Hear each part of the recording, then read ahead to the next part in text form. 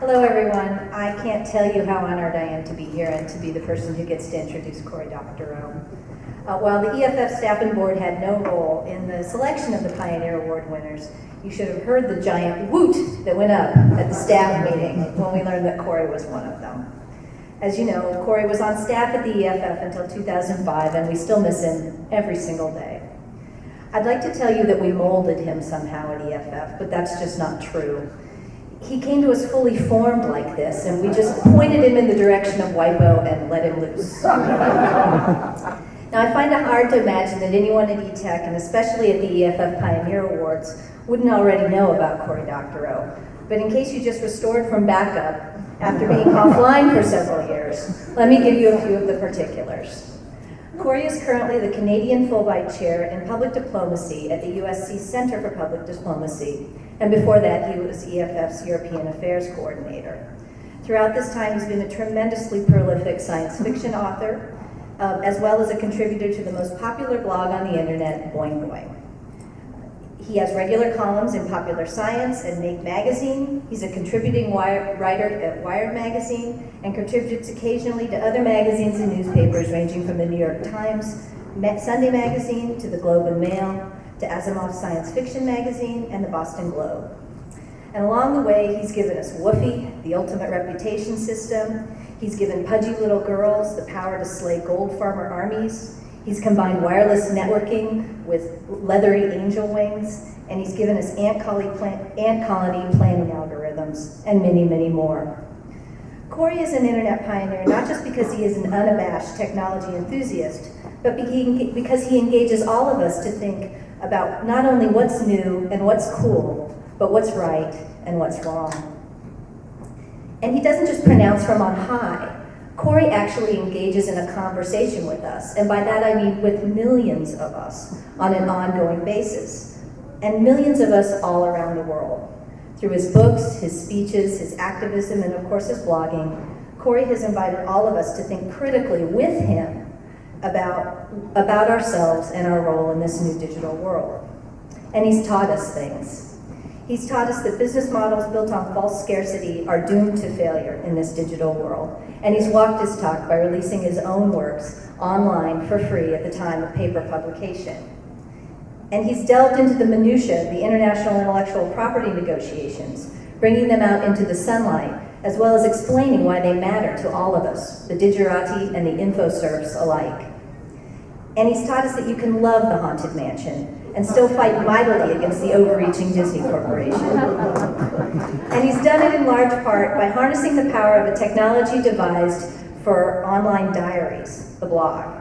With his cohorts at Boing Boing, he's created a must-read part of the day for over 2 million people around the world.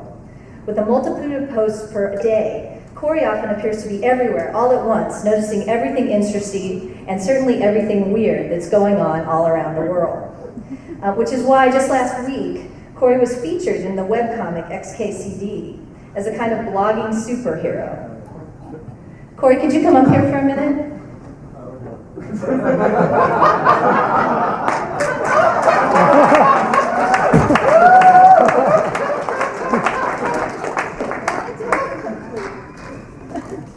So we brought you the goggles.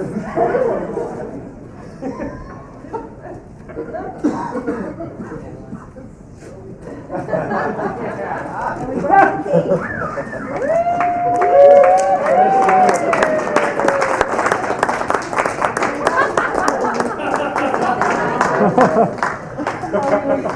Wow. It's the only balloon I could find with Mickey Mouse on it. So ladies and gentlemen, I give you EFF Internet pioneer, Cory Doctorow.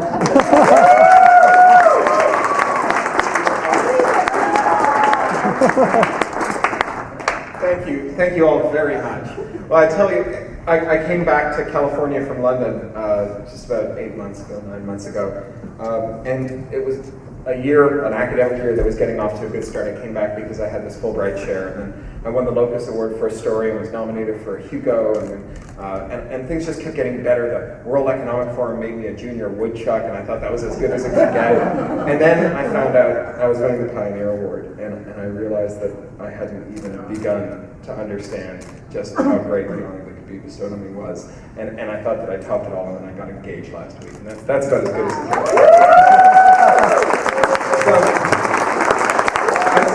My EFF experience started with a conversion experience at 30,000 feet with Fred and Cindy in the belly of a tin can filled with discount air traveler flatulence for several hours over a couple of different oceans. And at the time, I was the co-founder of a peer-to-peer software company, and we had a long conversation about copyright and DRM.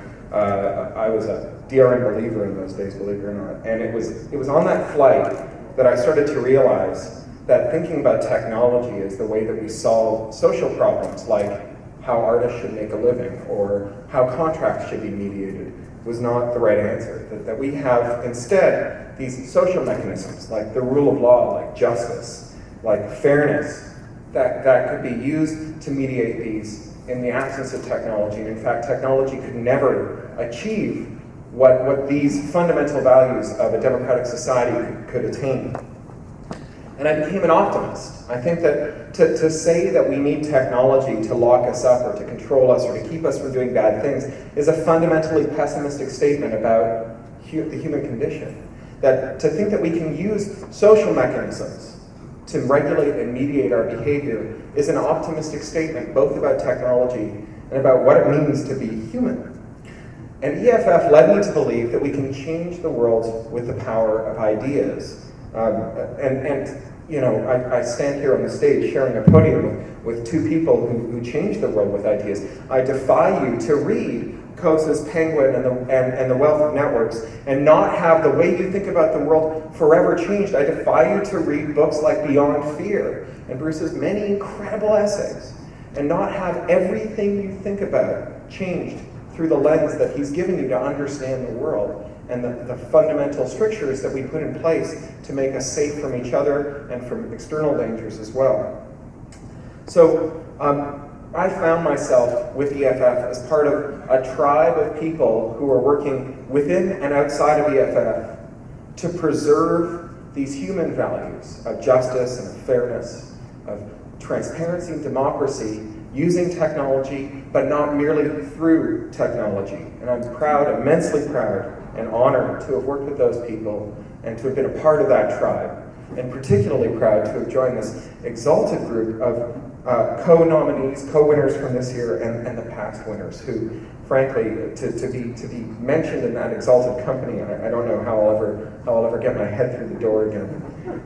EFF, in my short time there, has shown to me, and I think to everyone who's paid attention, that it wins its fights. It picks fights and it wins them against incredible odds, seemingly, merely by relying on this fundamental human trait of a love of justice and love of democracy. I've worked with EFF to walk into places like the United Nations, right?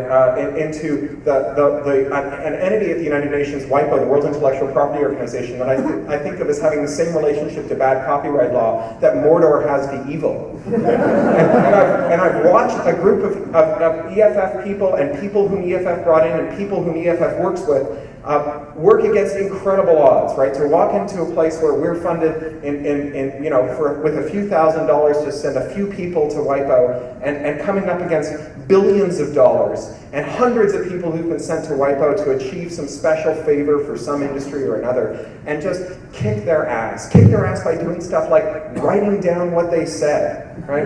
This is the transformational power of the internet. And you know, I had many great and moments at WIPO, but I think the best one I had, and I have to mention this given who's in the audience tonight, I think the best one I had was sitting in a shopping mall at 2 in the morning. It was the only place with open Wi-Fi, freezing my stones off with my laptop on the last erg of my battery and getting the okay from Mark to say that he would sign our letter opposing the broadcast treaty, which had been brought by Yahoo on behalf of Broadcast.com, the company that he co-founded.